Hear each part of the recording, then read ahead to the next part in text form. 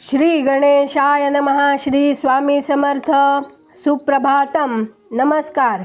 सिया ऑफिशियलवर आपले सुस्वागतम. योगेशं सच्चिदानंदं वासुदेवं व्रजप्रियं धर्मसंस्थापकं वीरं कृष्णं वंदे जगद्गुरुं.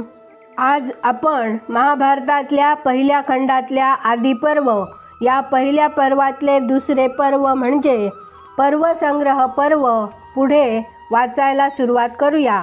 काल आपण वनपर्व या पर्वाचे विस्ताराने वर्णन ऐकले. ते आज पुढे त्याच्याही पुढे सौती ऋषी सांगतायत ते आपण वाचूया.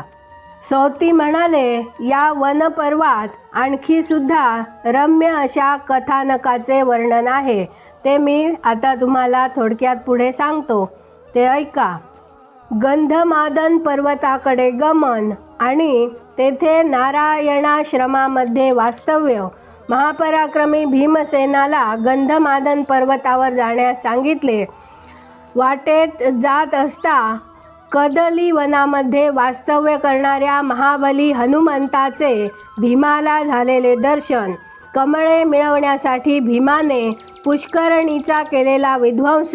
या प्रकारामुळे राक्षसांच्या बरोबर व मणिमान इत्यादी महापराक्रमी यक्षांबरोबर भीमाचे झालेले युद्ध. भीमाने केलेला जटासूर नामक राक्षसाचा वध. वृषपर्वा नावाच्या राजर्षींशी झालेली भेट.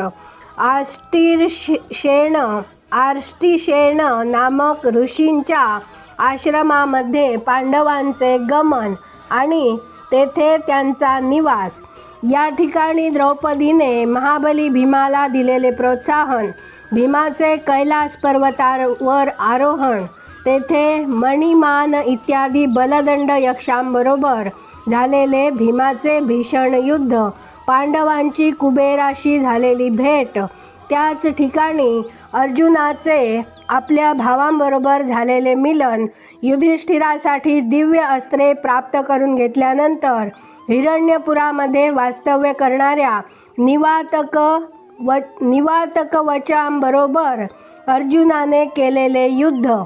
निवातकवच, पौलोम आणि कालकेय या देवांचे शत्रू असलेल्या भयंकर दानवांबरोबर झालेले अर्जुनाचे युद्ध आणि त्या युद्धात त्यांचा वध कसा झाला या वृत्ताचे अर्जुनाने युधिष्ठिरासमोर केलेले कथन. युधिष्ठिरासमोर अर्जुनाने केलेले अस्त्रांच्या सामर्थ्यांचे प्रदर्शन. देवर्षी नारदांनी या बाबतीत अर्जुनाचा केलेला विरोध. गंधमादन पर्वतावरून पांडवांचे पुन्हा खाली आगमन.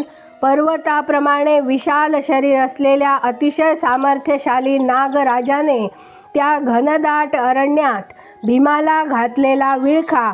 नागराजाने विचारलेल्या प्रश्नांची यथायोग्य उत्तरे देऊन त्याच्या विळख्यातून युधिष्ठिराने केलेली भीमाची सुटका. महात्म्या पांडवांचे पुन्हा काम्यक वनात झालेले आगमन. काम्यक वनात पांडवांचा निवास असता त्यांची पुन्हा भेट घेण्याच्या इच्छेने तेथे कृष्णाचे आगमन. मार्कंडेय ऋषींची भेट झाली असता त्यांच्या सहवासात सांगितली गेलेली असंख्य उपाख्याने. महर्षी मार्कंडेयांनी सांगितलेले वेनपुत्र पृथू राजाचे आख्यान. थोर तार्क्ष ऋषीचा सरस्वती बरोबर झालेला संवाद. मत्स्योपाख्यान. मार्कंडेय समस्या पुराण. इंद्रद्युम्न, धुंदुमार, पतिव्रता व अंगिरा यांची उपाख्याने. सत्यभामे बरोबर झालेला द्रौपदीचा संवाद. द्वैतवनामध्ये पांडवांचे पुनरागमन. घोषयात्रेमध्ये गंधर्व दुर्योधनाच्या मुसक्या बांधून त्याला ओढून नेत असता अर्जुनाने केलेली त्याची सुटका. मृग स्वप्न पाहिल्यानंतर युधिष्ठिराचे काम्यक वनात पुनर्गमन. फार मोठा विस्तार असलेले बृहद्रौणिक आख्यान. दुर्वास ऋषींचे उपाख्यान. आश्रमातून जयद्रथाने द्रौपदीचे अपहरण केले असता वायूप्रमाणे वेगवान असलेल्या भीमाने जयद्रथाचा केलेला पाठलाग, 5 पाट काढून केलेली त्यांची विटंबना, रामाने फार मोठा पराक्रम गाजवून युद्धामध्ये केलेल्या रावणाच्या वधाचे वर्णन ज्यात आले आहे असे विस्तृत रामोपाख्यान, सावित्रीचे उपाख्यान, इंद्रामुळे कर्णाला करावा लागलेला आपल्या कवचकुंडलांचा त्याग, एकाच वीराचा वध करण्याचे सामर्थ्य असलेल्या शक्तीचे संतुष्ट झालेल्या इंद्राने कर्णाला केलेले दान, यमधर्माने आपल्या पुत्राला म्हणजे युधिष्ठिराला केलेला उपदेश ज्यात अंतर्भूत झालेला आहे असे ते आरणेय उपाख्यान, वराची प्राप्ती झाल्यानंतर पांडवांचे पश्चिम दिशेकडे गमन इत्यादी कथा या 3ऱ्या वनपर्वामध्ये आलेल्या आहेत. वनपर्वातील एकूण अध्यायांची संख्या 269 असून एकूण श्लोक संख्या 11,664 इतकी आहे. यानंतर विस्तृत असे विराट पर्व आहे. विराट पर्वातील उपाख्यानांची यादी पुढील प्रमाणे.